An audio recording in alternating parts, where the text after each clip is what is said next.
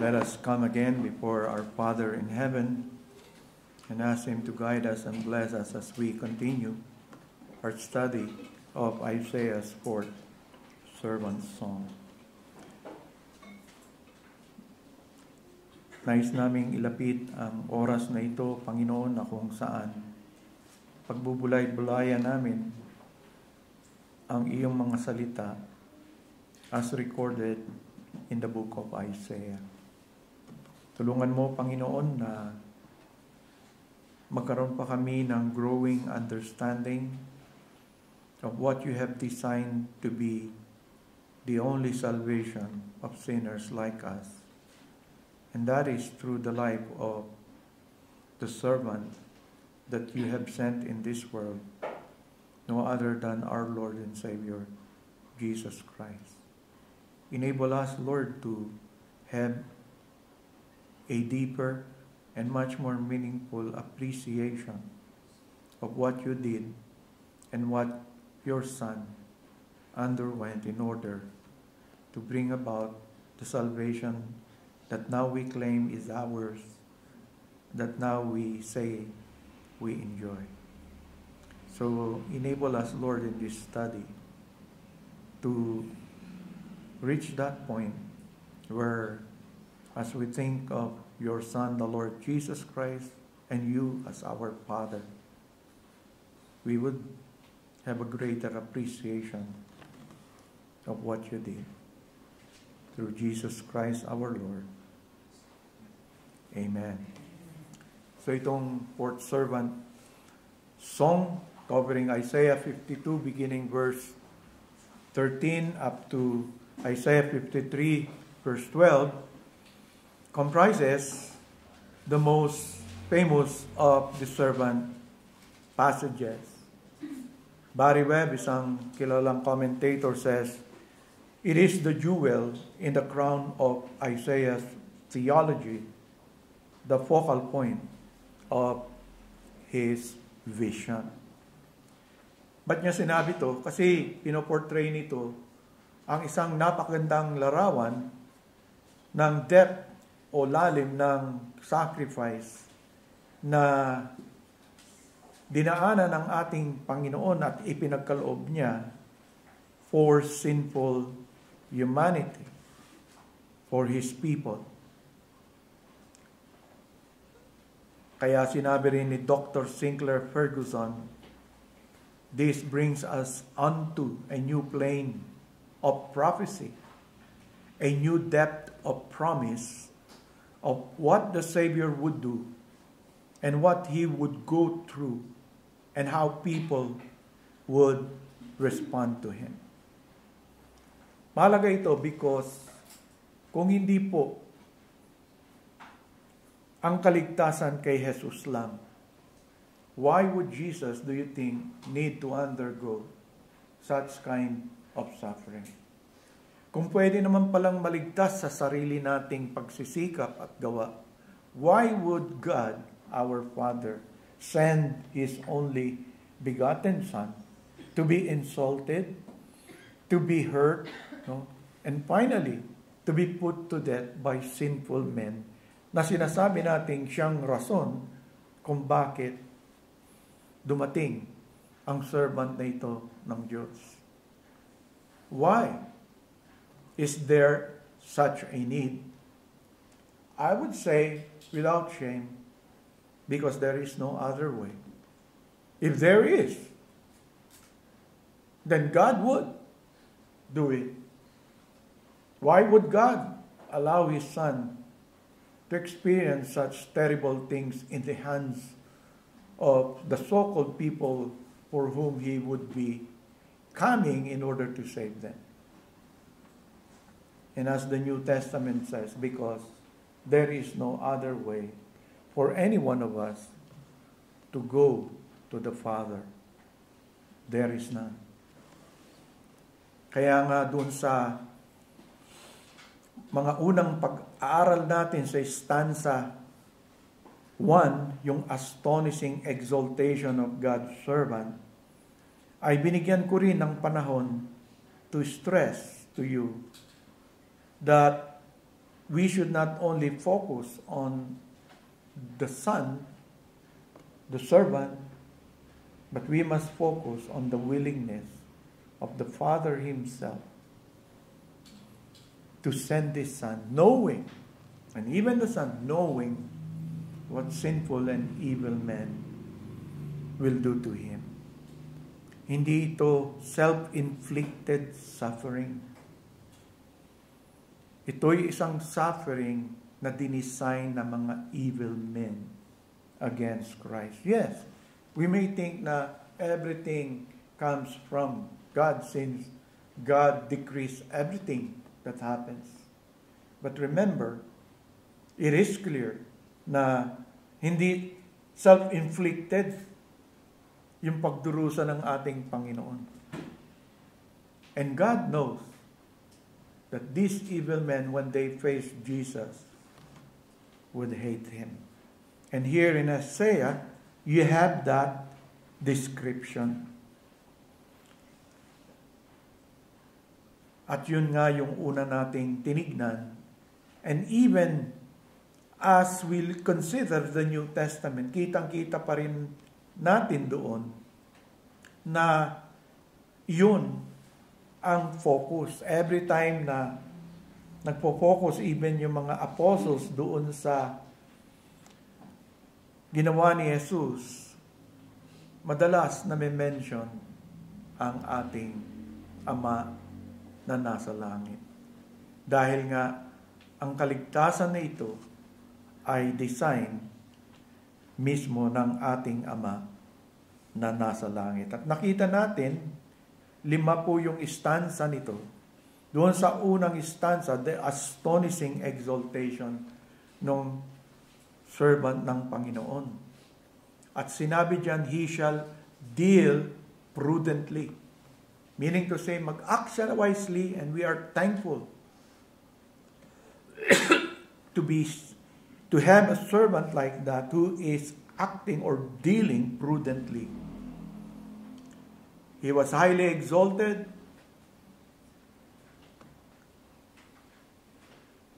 At dito thrice nakita natin yung terms na ginamit. Exalted, extolled, be very high. But Isaiah also insisted that the servant will accomplish his mission. So ang aga, di ba?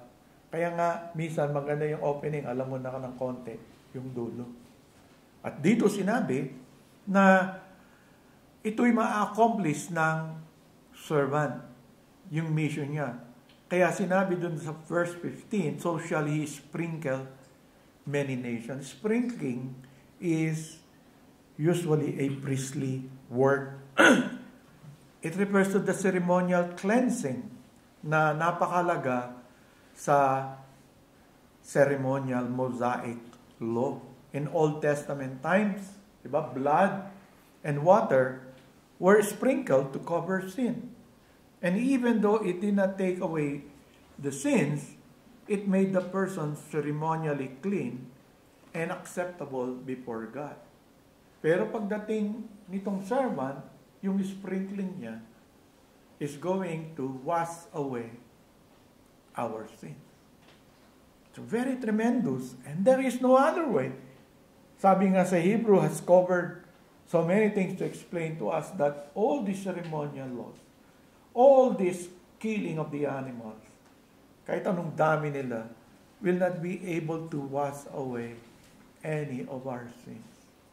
But in Jesus, once and for all, just once, our sins will be washed away. At sinabi rin ni Isaiah, to our joy, that this priestly work will extend to all the people groups in the world. Kaya nga tayo, hindi tayo mga Hudyo, mga Hentil tayo. Kung ang basihan ay yung sinasabi sa salita ng Panginoon, we too were included by our Father in His plan in sending His servant. There is a worldwide scope in what the servant does and accomplishes. Kaya nga, sabi niya, there will be a great astonishment and many will utterly be silenced. Sabi sa verse 15, many will be silenced when they hear and see things that they have not known, not only concerning the servant, but what the servant will accomplish. Not only for the Jewish people, but also for this sinful world. Let us remember as we continue, dito sa rejection of God's servant, which is stanza 2, beginning chapter 53, 1 to 3, ano po yung makikita natin? Primarily, the attitude that Israel had toward the servant of God is the same attitude most of the world has toward Jesus Christ. Kung ano yung makita ninyo sinasabi dito na magiging attitude ng mga Hudyo doon sa servant ng Diyos na kanyang isugo, it is almost the same attitude that the world will have toward Jesus Christ. Pareho lamang yun. So, chapter 53, verse 1, it seems to begin with a complaint from the prophet Isaiah. Sabi diyan, who has believed our report? And to whom has the arm of the Lord been revealed? For he shall grow up before him as a tender plant, and as a root out of dry ground. He has no form or comeliness, and when we see him, there is no beauty that we should desire him. He is despised and rejected by men, a man of sorrows and acquainted with grief. And we hid, as it were, our faces from him. He was despised, and we did not esteem him. The people of God, you have heard this message. Sabi ni Isaiah, tila baga, ayaw paniwalaan. The specific message being referred to in verse 1 is there embedded in the word arm of the Lord. The arm of the Lord being revealed. Diba sabi dyan, who has believed our report? Ano ba yung report na yon? Is about, yung sinasabi doon sa karugtong noon, to whom has the arm of the Lord been revealed. The arm of the Lord refers plainly to God's salvation. And Isaiah already spoke about this. In Isaiah 51 verse 9, sabi po doon, awake, awake, put on strength, O arm of the Lord. Awake as in the ancient days, in the generations of old. Are you not the arm that cut Rahab apart and wounded the serpent? Are you not the one who dried up the sea, the waters of the great deep, that made the depths of the sea a road for the redeemed to cross over? So ano yung naalala nyo dyan, di ba? It's talking about God. What you have here is a call for the arm of the Lord to come. At inihiling nito yung presence ng Lord in His power. The one who dried up the sea, the waters of the great deep. Tinatawagan siya. So it's talking about yung presence niya in His power to save His people, kagaya ng ginawa niya. Believing in God for salvation is the strength of the arm of the Lord. But who has believed it? Again, in Isaiah 52 verse 9, ginamit na naman yung term na yung break forth into joy. An invitation to sing for joy. You waste places of Jerusalem, for the Lord has comforted His people. He has redeemed Jerusalem. The Lord has made bare His holy arm in the eyes of all the nations, and all the ends of the earth shall see what? Kung brinake ng Lord, kung binair ng Panginoon yung kanyang holy arm, ano yung makikita? The salvation of our God. So that is the invitation. Bakit nga nag-invite, di ba? Because the Lord has made bare His arm in the eyes of all the nations. Ano yung binair niya? The salvation of our God. At kung inyong babalikan yung nation ng Israel for many, many centuries, these people have been actually waiting for the Jewish Messiah, the anointed one to come and to redeem and restore yung nation nila. God had given them clear information about this Messiah. Informations which every good Jewish scholar knew. The Messiah would be born in Bethlehem of the line of King David. Alam nila yan. God had made that promise to David 1,000 years earlier. It was recorded in 2 Samuel chapter 7 that one of his descendants would sit on the throne over God's people forever. So nandun. Hindi mo naman sasabihin, hindi. Pag Pasko nga sa atin, minsan yung ibang verses nababanggit. And these are Old Testament verses. The prophet Micah had given the location of the Messiah's birth around the same time as Isaiah, which is 700 years before Christ. The fact that the Messiah would be born in Bethlehem is well known. To the point na yung mga wise men, alala nyo, di ba? From the east came to Jerusalem after the birth of Jesus asking, where is the one who has been born King of the Jews? Saan naman nila napulot yun? Because it is there very clear in the Old Testament.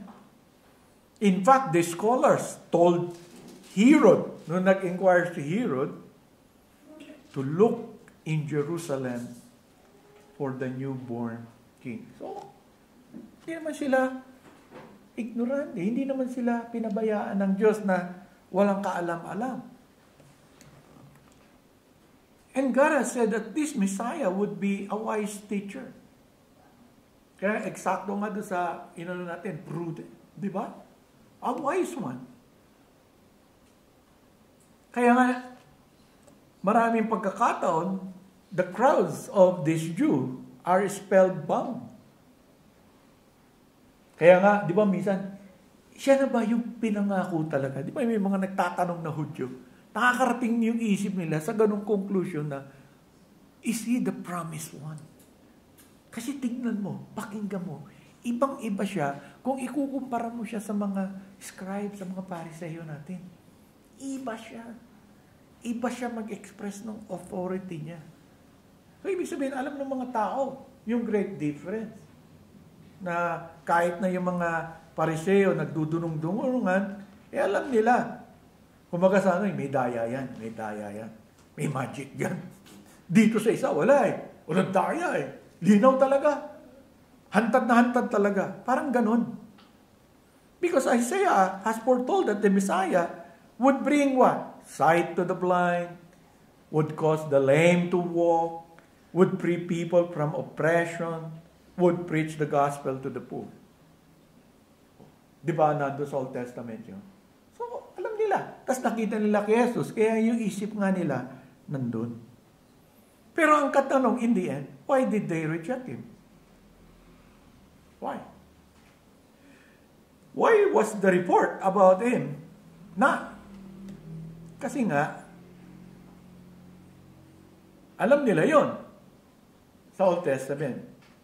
Pero, may tanong po na doon nagbago. Sabi ni Isaiah, who or what is the arm of the Lord? Alam nila, God's salvation. So, sino yun? Nung sinagot ng Isaiah 53, kung sino yun, my servant whom I will send into the world is the arm of the Lord. Yun ang sagot. Yun yung nireject. Contextually, what Isaiah is saying is this: who from Israel believed our message that this servant would come into the world and bring the salvation of God? Who from the nation Israel would believe that you could trust in this one servant and be saved? To whom has this been revealed? Tapos i-describe natin. Biglang i-describe mula sa verse 2, di ba?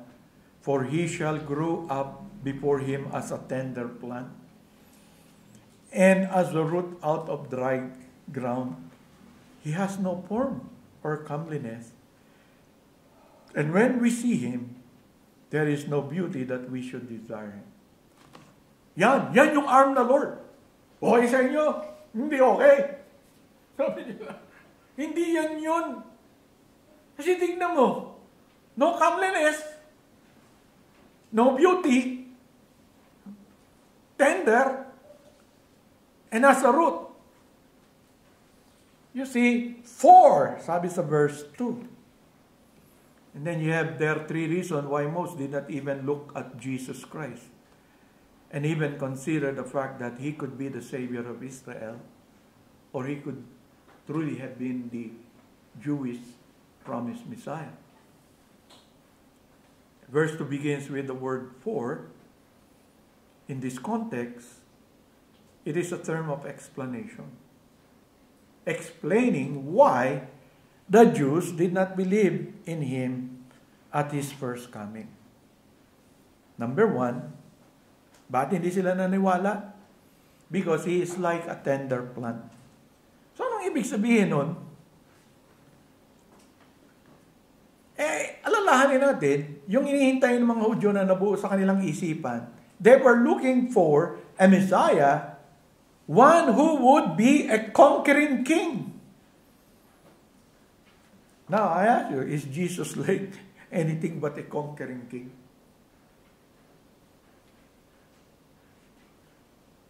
Does he look like one?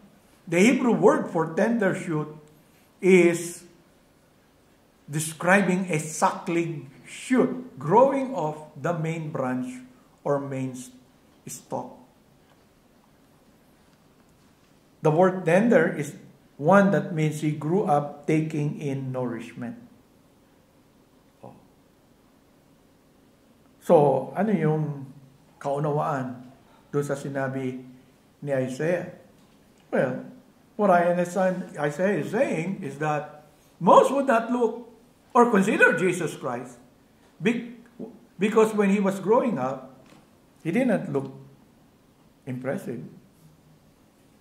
Like someone who is strong and powerful enough to conquer the world.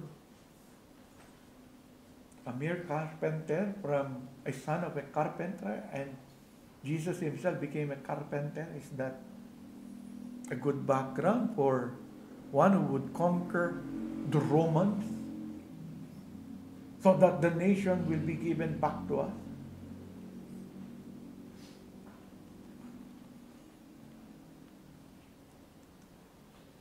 Hindi. Instead, the servant of God, sabi, was a tender-spirited person.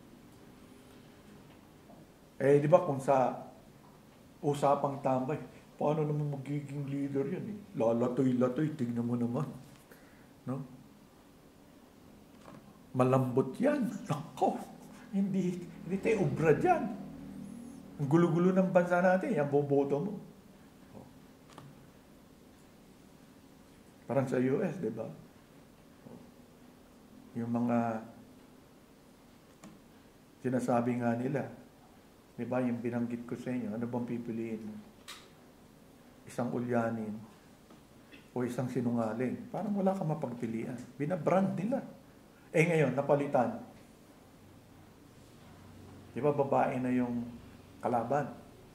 Hindi pa natin alam kung ano na naman ang itatawag ng mga ibang Amerikano dun sa kalaban ni Trump na pagpipilian nila. O baka sabihin ng ibang mga chauvinists, baka babae. Walang mangyari sa buhay natin yan. Or, di mo alam kung anong sasabihin niya. May naging babae na bang presidente US? Wala. No? Oh, isa pa yun. So, parang ganun. Tinignan nila si Jesus, parang, looking at Jesus, there is nothing that will convince you, at just mere looking, that this person will be chosen by God to lead us and to deliver us from the hands of the enemy. Because person who was taking in nourishment and growing, it's like merely or the description of an average Jew. It's just an average Jew. It's just like us. There's nothing to expect from him. No one looked at him and said, this can be our King of Kings. Kaya nga, kung maalala nyo, kahit na nung papasok na siya ng Jerusalem, dahil nga nakita nila yung mga miracles ni Jesus, diba? Very powerful display. Winelcome siya as king, riding on a donkey. Pero kung gaano siya winelcome, nagkagulo yung mga tao, ganun din siya kabilis inabandon. Kasi nga, para sa kanila, hindi masuportahan eh. But siya finally inabang? Kasi nung hinuli, wala. Isang tauhan niya lang nagtapang-tapangan eh. Binunot yung tinaga. After that, nagtakbuhan. Jesus, nahuli. Is this the king? So the mockery began after that. Because in-expect nila, powerful. A tender shoot. Wala. Yun ang sinasabi diyan. Even though Jesus was highly exalted in the sight of God, He is the only begotten Son. No one on earth would even look at Him. And no wonder, yung mga opening statement about the coming of Jesus, especially nung may ministry, magsimula na siya ng ministry, the Father was the only one talking about His Son. So parang, yung nakikita natin dito, di ba? Yung pagka-graduate yung anak mo, tapos meron pang yung grade A ruler, talagang papagawa ka ng malaking tarpaulin. Lagay mo dyan sa harap ng bahay mo. Summa cum laude. Congratulations to my anak. Noon, bago kami dito, pag may mga graduation, mga ganyan, dami dyan. Usong-uso nun yun. Mga taga Cavite dito, alam yan. Pasabit yan. Ikaw naman, sumakabilang buhay na po. Hindi summa cum laude. Yung mga tarpaulin yun. Kaya sa amin sa division, pag may tarpaulin sa alam, sino kaya namatay? Ay, hindi na uso yung honor. Ngayon yung tarpaulin sa patay. Diba? So, nagbabago eh. Ganong panahon nagbabago. Pero dito, hindi nagbago. Natiling ganon. Highly exalted siya, pero mababa ang tingin ng iba. Sabi, hindi mataas naman nila. Hindi nga, tinatrato mo si Jesus kasing level lang ni Santa Claus eh. Penge po. Penge dito, penge doon. I-bless mo dito, i-bless mo doon. Tama ba yung pagtrato kay Jesus? Siya yung hari. You bow down before Him. You kneel before Him. You praise Him. Kaya nga pag dumaan yung hari, lahat lumuluhod. Hindi nila sasabihin, penge po nito. Tapos, tuturuan ka pa ng iba, claim this and claim that. Ay, saan ka? Nagbago ba yung treatment kay Jesus? Hindi eh. It's a mockery pa rin eh. Pareho pa din eh. Medyo religious nga lang yung tono. Ganun din naman ginawa ng mga Hudyo doon sa Bagong Tipan. Very religious yung tono. Hail to the King, di ba? Yung mga nalilibak sa kanya, ganun din ang ginawa. Pero kinukoronahan ng tinik. Nilagyan nga siya ng magandang robe. Pero inalis din nila. Dinuduroan siya. Kasi nga, there was, finally, nung tinignan nila, wala namang power to. Hanggang nandun na sa krus, ano sinasabi ng mga ano? Kung talagang ikaw yung ano, sige nga. Di ba? Parang mga, alala ko ng bata kami, sige nga, kung talagang ano ka, di ba? Ganyan, mahilig kami dun eh. Matapang ka, sige nga.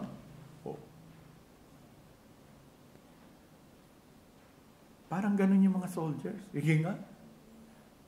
Kung talagang ano ka, sarili mo nga, hindi mo maligtas, sabi ng mga tao. Kami pa kaya? Yung pangalawang reason, sabi diyan, because he is like a root out of dry land. That's a metaphor referring to the fact that he did not come from a flourishing Davidic background. Diba? Parts ground eh. Galing sa parts ground. Ang hinihintay nating tagapagligtas sa linya ni David. Royalty. He was Davidic.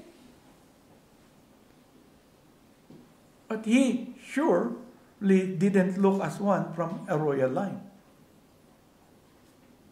Diba? Pag tinignan mo yung line ni Jesus, Davidic naman eh. Pero pag tinignan mo siya closely, yung background niya, he did not come from a nice, successful, and plush environment. Would anything good come from this place? Wala nga sila eh. Sa place na lang eh. Sa environment na lang eh. Kung pa sa ano eh, ano ba yung worst na lugar dito na nothing good will, parang wala kang maasahan, something good will come out from that place. Ganun yung nangyayari dyan. A root in a parched ground is virtually useless. Subukan nyo magtanim sa parched ground. Tingnan natin kung ano mangyari. Sabihin mo, napaugat ko na to, daming ugat. Siguradong magpo-flourish to. Ilagay mo siya sa parched ground. Subukan natin. Sabihin mo, merong pastor. Diba? Yung may mga tinik, kulay green. Hindi, wag yun. Walang dayaan. Useless, di ba? Jesus Christ did not come from any place you would expect the King of Kings will come out. You would naturally expect the Messiah to come from Rome or Jerusalem. Parang tayo, di ba? Sabi niya, summa cum laude, galing. Tapos nalaman mo yung tatay. Kunyari, yung isang malapit na pastor sa atin, si Pastor Rodel. Di ba? Scientist. Nalagay siya sa 10 most outstanding young men. Alam mo ba, inuulit ni Gid nung isang anak niya yun. Mga award ni ano. Diba? Nire-replicate nung anak niya. Binigyan na rin niya ng ano. Kung ano yung award ni ano. At mas matitindi pa eh. Kung Harvard na siya ngayon. Sabi nga ni Rodel, wala ko sinabi niya sa anak ko. Bukala niyo. Tapos malaman mo yung dalawa niya pang anak. Puro honor. Kaya ba't sasabihin mo? Siyempre, what would you expect na scientist isa? Yung isa matalino din, pareho. Siyempre, matalino din yung lalaba. Dito. Ano maasahan mo dyan? Wala. Virtually useless mga manggagaling dyan. Kailangan hanapin mo yung privileges of an elite family. But Christ came from Bethlehem. Tapos, he grew up in Nazareth. And there was little promise in this simple Nazarene carpenter to amount nothing or to amount anything, in the eyes of people. Alam ko, naintindihan nyo ibig ko sabihin because may ganyan din tayong mga diba? Pag ikaw ang nasa, personnel na yun, nagtatanggap ng mga nag-a-apply, HMO ba? HR. Sa HR, di ba? Naalala ko yung panganay kong anak, naghahanap ng trabaho, sinamahan ko. First time. Porky graduate siya na Lasal. Yung kausap niya, Lasal. Purong okay na kaagad sila. Oh, graduate ka rin sa Lasal sa graduate din ako dun. So, ganun, parang ganun na. Pag graduate ka ng, parang may bonus ka. Oh. Kung graduate ka sa pinanggalingan ko, demerit ka. Diba? Huwag yun ang tanong kung saan ako graduate. So, kaya nga nung tinatanong ako ng mga anak ko, diba? Kung graduate din ako may honor, meron naman. Dishonorable dismissal. Honorable naman yung dismissal ko. Di ba? So, I understand. How can he be a savior? Siguro kung ngayon siya dumating kaya. No? Tapos nagpakilala lang ganun. Mananampalataya kaya kayo? Parang ako nung inisip ko, baka hindi. Malamang hindi din. Kasi nga, sanay tayo na yung magkagalang-galang. Kaya nga minsan sinasabi natin, hindi ang kagalang-galang. Ayaw natin tanggapin. Diba? Kaya kita mo, pag pogi yung congressman, malapit na naman election, makikita niya yan. How people judge. Kakamot ka ng ulo, paano nanalo yan? Alam mo na. Kailangan, pogi. Di ba? Pag pogi, may puntos na kagad. Artista. Sa kanter Baptist. Ang qualification, wala. Kukuha ka lang ng staff mo. Pagagaling. I-hire mo, puro sumakam laude na lawyer. Makakagawa ka ng batas. Kahit wala kang alam sa batas. Ganun po nangyayari dito At pangatlo, sabi diyan, because he has no form or comeliness or beauty. Talagang pinagdiinan ng verse. No form, no comeliness, no beauty.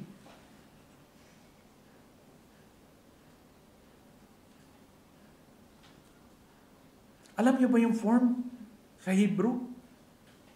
He did not have some beautiful form body.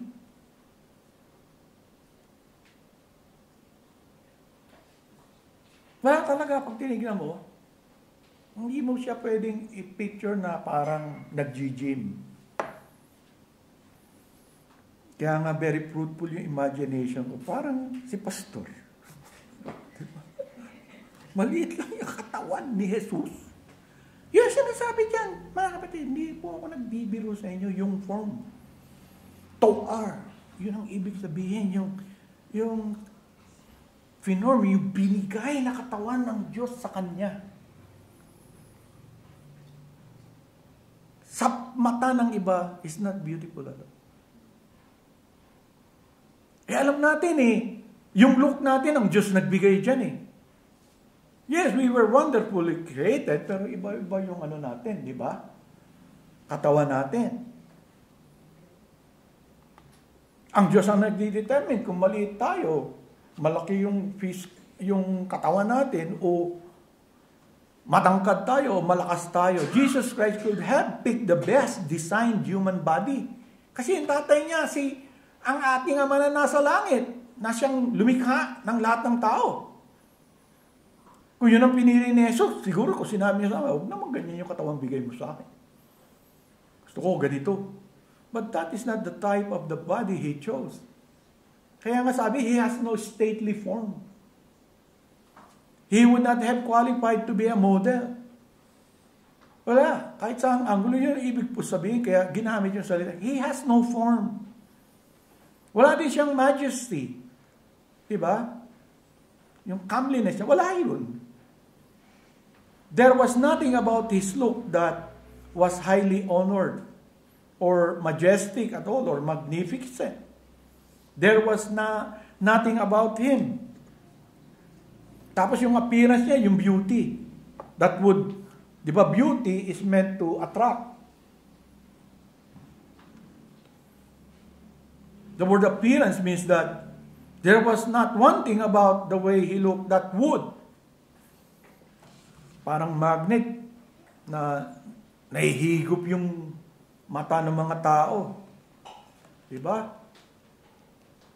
Siguro yung mga Miss Universe na makita natin sa personal, mamamagnet talaga tayo. Kung sa picture pa lang, parang ang ganda-ganda na, ay di sa personal. Parang ganun. Walang ganun. He didn't have the charisma most successful people of this world had. Parang, yung sabi ng isang commentator, sabi niya, he did not look like some winner. Parang, sa forma pa lang talo na eh. Sa itsura pa lang talo na tayo eh. Ano pa kaya? Yan, boboto mo. Yan yung ano. So, grabe yung pagkakasabi. Pero totoo po yung sinasabi. Yun yung pinili ng Diyos kasi alam niya yung mga tao. Naalala niyo yung pipili nung hari? Ba't ba pinili si Saul? Diba? Kaya nung binabasa ko, ang gwapo siguro. Tapos matangkad. Tapos yung skin niya. Yun nga, pinapakita ng Diyos eh. Ganyan yung mga tao pumili. And siguro ayaw ng Diyos na maditract, na isibilibisim lang yung mga tao. So yun ang, inalis niya yung mga bagay na yung mga tao ay madaling ma-attract. So, pag inisip mo yung binigay ng Lord, mag-iisip ka. Makikinig ka sa sinasabi niya. Kasi, ano pang i-evaluate mo? Ay, tama nga naman. Diba? Yung teaching ni Jesus. Kaya nga yung mga response ng mga tao, wala doon sa appearance niya eh. Kundi doon sa dinemonstrate niyang pagkatao. Sabi nga mismo nung nililitis siya. Anong sabi nung mga there's nothing ako nakita na sinful na may ginawang may sinabing Ganun lahat yung evaluation. You begin to think because paano pang gagawin mo? There was nothing spectacular about Jesus. Kaya ngayon din yung amon. Bumaba ka lang dyan sa krus. Maniniwala lang kami. Kasi nakapako siya eh. Paano ka bababa? Pero makapangyarihan ka. Yan lang gawin mo. Maniwala na kami. You see what people demand? What people ask? What they wanted to see?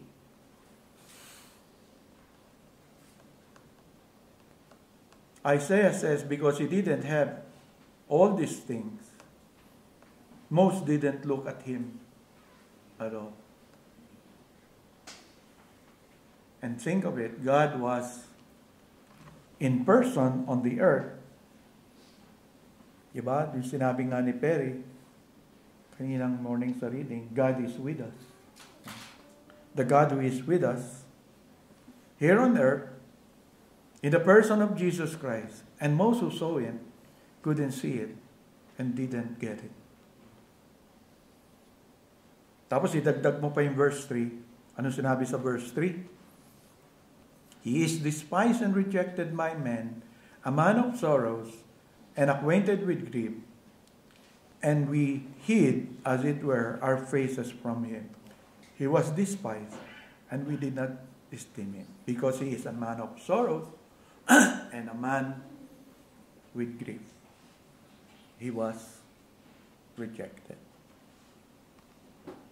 The word sorrow comes from the Hebrew root that often means to have terrible emotional and mental pain. The word grief is one that refers to an internal sadness and affliction. A man of sorrows. No? Bakit hindi naman mangyayari kay Jesus as He walked on this earth as the Savior of Israel and the world? Ano bang na-encounter niya? Sin and wickedness. Would Jesus be a smiling guy? Burden na burden siya, di ba? Naiyak pa nga siya nung Jerusalem, oh Jerusalem. Anong pinagagawa ng mga tao sa Jerusalem? Yung mga propetang sinisend ng Diyos, they killed them. Ay, iyak si Jesus. Apekto siya ng gusto. Grabe yung wickedness na nakikita niya. And yet, hindi yung nakikita ng iba, and so he was rejected. And yet, nagpatuloy pa rin si Jesus. Kung ikaw yung magpapatuloy ka ba? Iisip mo ako yun, baka hindi na. Wala namang ganun. But remember, He came to save His people from their sin. Doon siya nakapokus. Hindi doon sa pain, hindi doon. Kasi nakita niya, grabe yung sinfulness nila. There, anong nakita niya? Sa everyday life niya, there is no way for any of these men and women to be saved. Every day ng buhay niya, especially when he has taken his mission, every day, what he saw all around him is how wicked the people are, how depraved they are, and there is no way that any one of them would be saved. And it grieved his heart. It affected him so much. And that made him decide he will fulfill his mission. To save his people from this state. Di ba tayo dapat magsaya when you think of the Savior?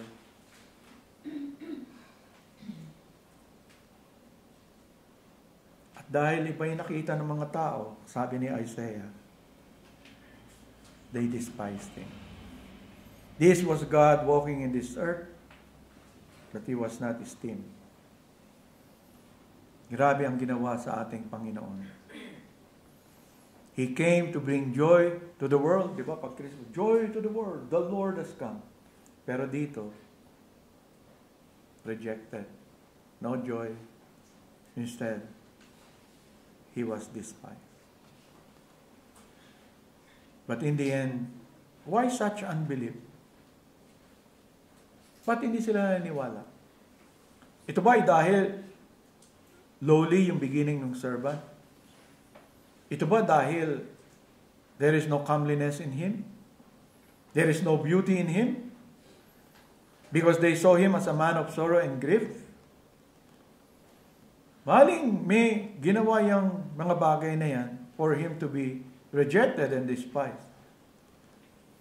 But remember this, the real reason for their unbelief is that God's salvation has not been revealed to them. Nandun ang clue sa una na statement. The arm of the Lord, to whom was it revealed? Meaning to say, if the arm of the Lord is not going to be revealed by God, there was no one among these depraved, among us who are depraved sinners, who would ever come to Jesus. That's the real reason. That is the complaint. The reason, the actual reason for the unbelief is that God's salvation has not been revealed to them. The arm of the Lord has not been revealed to them. It also teaches us that God is sovereign over who believes and who does not believe, because no one believes unless God reveals Himself to them. In some way, God reveals Himself to them, and yet people reject Him. John 1:10 is the same statement. He was in the world, and the world was made through Him, and the world did not know Him. He came to His own, and His own did not receive Him. Sabi ni Ben Ray Och, and with this I close. This shows how serious the condition is of those who are apart from Christ. There is a spiritual blindness that keeps them from seeing and believing. But this also shows us the power of God working in the gospel message. God has the power to remove these blinders and draw people to Himself, granting them repentance of sin and faith in Christ. So if you are repenting and believing today, You even owe that to God for your salvation. He has opened the eyes of your heart to see Him. A gracious and merciful Savior. And His hope is that when God does that to you, as part of His common grace, don't reject it. And some of you, in some way, through the grace of God, has given a light to see something of His Son. Maybe not in His fullest sense. That's why some of you would say, naniniwala naman ako na siya yung anak ng Diyos. Naniniwala naman ako.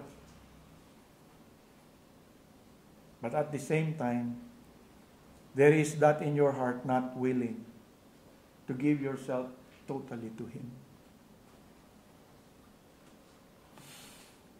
If God has granted you a glimpse of the light of the gospel, don't despise it.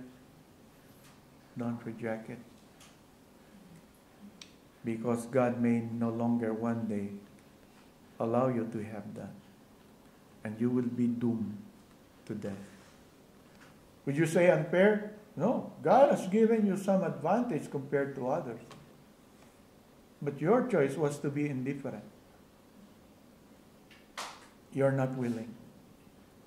Why? You ask yourself, why are some of you not Christians really today? Is it because of God? Is it because God did not choose you from the beginning? Wala naman nakakaalam nun.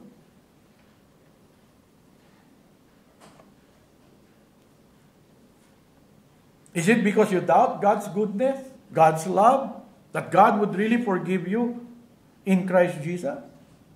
Ask yourself, why cannot you commit yourself fully to Christ, and yet you say you believe in some way that Christ is the Savior?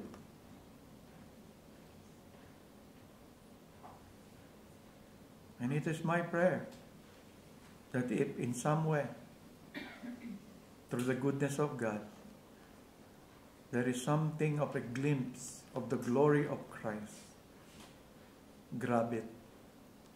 Commit yourself to it.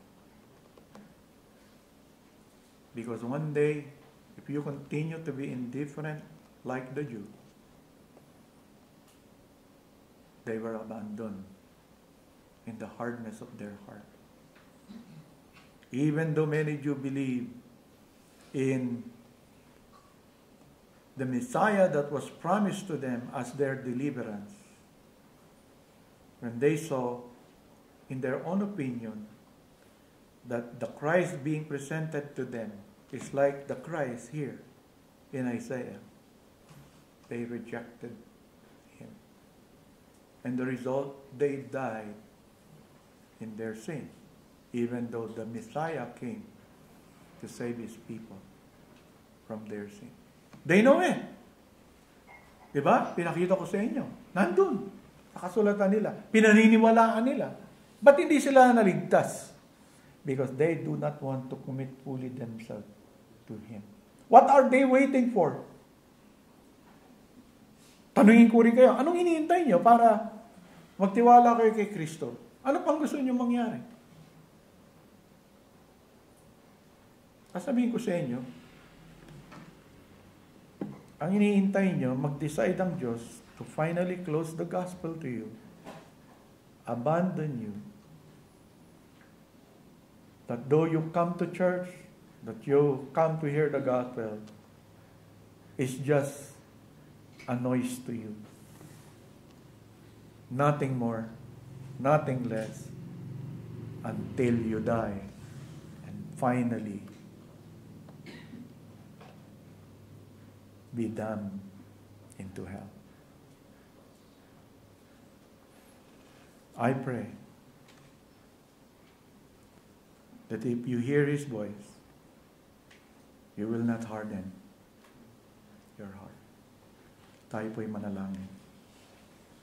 Marami pong salamat, Panginoon, sa inyong ebanghelyo sa lumang tipan.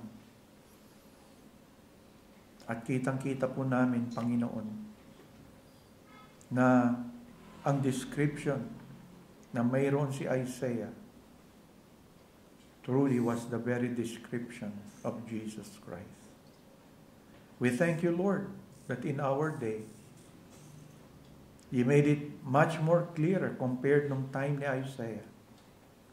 For here we can look at one person, the Lord Jesus Christ. And looking at what Isaiah says, it's all the picture of Jesus. And there is no one else that will fit that very picture. We thank you, Lord, that finally you have sent the one whom you promised that if we believe, we will be forgiven for all of our sin. There may be no comeliness at all. The form may not be that compared to the form of many.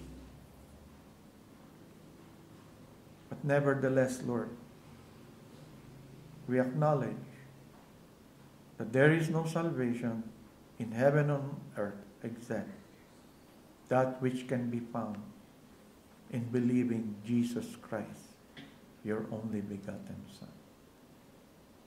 May each one of us, Lord, come face to face to that reality. The reality that if we say we believe in some way that Jesus is your only begotten Son, that Jesus Christ indeed is that which you have sent as the Savior, then why are we not following Him? Why are we not fully expressing openly our commitment to Him? There must be a reason, O Lord. And may you be pleased to confront them before it becomes too late for their life. We ask this in Jesus Christ's name. Amen.